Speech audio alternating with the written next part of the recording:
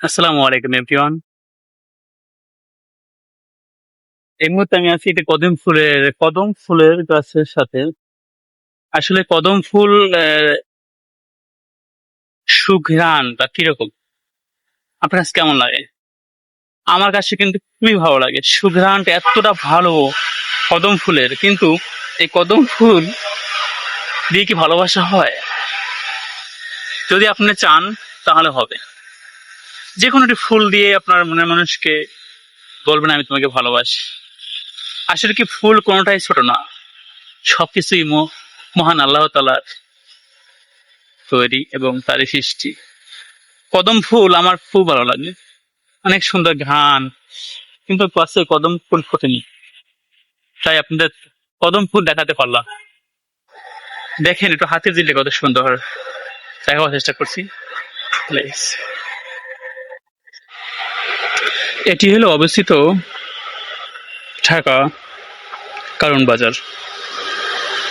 কারণ বাজার বোট, এখান থেকে বোটগুলো ছেড়ে চলে যায় মহানগর প্রজেক্ট হয়ে রামপুরা ব্রিজ এবং গুদরাঘাট এবং পুলিশ প্লাজার। এটি অবস্থিত ঢাকা হাতির ঝিল। আপনারা যারা হাতির ঝিলে ঘুরতে আসছেন এবং ঘুরেন, তারা এই বোটগুলোই চলতে পারবেন। এই বোটগুলো দিয়ে সুন্দরভাবে এই ঝিল হয়ে, এই নদী বা বলেন খাল নালা, এখান হয়ে চলে যাবে ঠিক রামপুরা টিভি সেন্টার।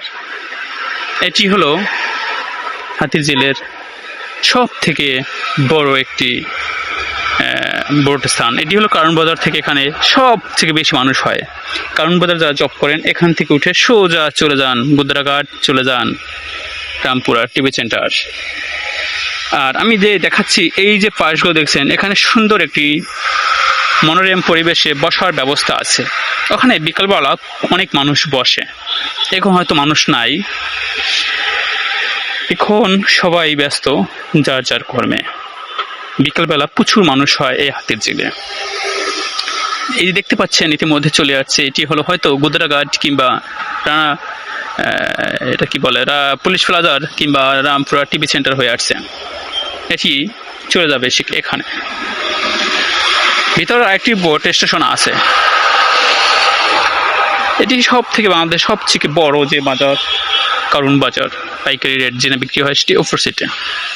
প্রিয় দর্শক শ্রোতা, এই পর্যন্তই। ভালো থাকবেন। আল্লাহ হাফেজ। আমি মোহাম্মদ বাদল ফরাজি আছি আপনাদের সাথে, যুক্ত হাতিঝিল থেকে। আল্লাহ হাফেজ।